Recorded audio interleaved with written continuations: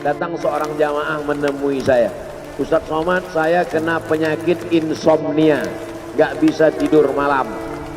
Jam 2 malam mata saya masih berkedip-kedip. Bismika Allahumma ahya wa amut, gak mempan. Sebabnya apa Pak? Sebabnya saya beli tanah. Setelah beli tanah, tanam kelapa sawit, dipupuk, dijaga, 3 tahun berbuah. Pas mau dipanen, sudah dipanen orang duluan. Ternyata tanahnya bermasalah, dibawa ke pengadilan, dia yang menang. Akhirnya sampai jam 2 malam gak bisa tidur. Apa yang terlintas dalam pikiran? Kenapa beli tanah, kenapa tanam sawit, kenapa beli tanah, kenapa tanam sawit, kenapa diambil orang, kenapa dulu gak ternak ikan aja, kenapa gak ternak puyuh. Berbulan-bulan gak bisa tidur. Akhirnya pergi ke psikiater. Pak psikiater, ya saya sudah 2 bulan gak tidur-tidur Pak psikiater. Akhirnya Pak psikiater buat resep. Ini obatnya, yang ini dimakan sebelum makan, yang ini dimakan setelah makan, yang ini 3 kali, yang ini 2 kali. Akhirnya memikirkan resep itu, makin gak bisa tidur. Dimakan, tertidur. Dosisnya habis, terbangun. Kenapa beli tanah, kenapa tanah? Setelah dimakan, muncul masalah baru. Terlalu banyak makan obat, terjadi kekacauan tubuh. Akhirnya kena buah pinggang, muncul masalah baru. Sampai akhirnya saya ketemu MP3 Ustadz. Saya dengarkan sebelum tidur malam. Begitu saya dengar, saya tertidur.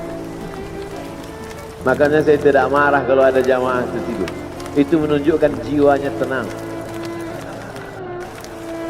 Karena dia tidak kena penyakit insomnia.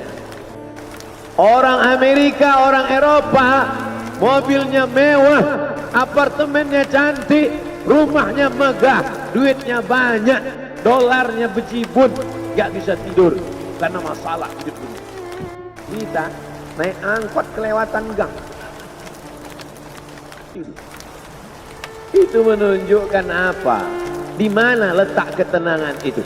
Huwallazi anzala sakinata fi qulubil mu'minin. Dia yang menurunkan ketenangan ke dalam hati orang yang beriman. Oleh sebab itu maka iman ini mesti disiram dengan ilmu. Majelis ilmu adalah majelis zikir. Majelis ilmu adalah majelis turunnya rahmat dan barakah. Majtama'a qaumun fi baitin min buyutillah. Sekelompok orang berkumpul di rumah Allah, yatsluna kitab Allah, membaca ayat-ayat Allah, wa yatadarasunahu fima bainahum, mengkaji isinya. Nazalat alaihimus sakinah, turun ketenangan. Wasyat bihimur rahmah, turun rahmat kasih sayang Allah. Haffat bihimul malaikah, dikelilingi oleh para malaikat. Wa dzakarahumullahu fi man indah, dibanggakan Allah Ta'ala dengan para malaikat. Tadi malam ketemu dengan murid dari Syekh Muhammad Yasin bin Isa Al-Fadani di Zawiyah Raudhah. Ketemu, cium tangan, barokah, zikir, sholawat, tenang jiwa.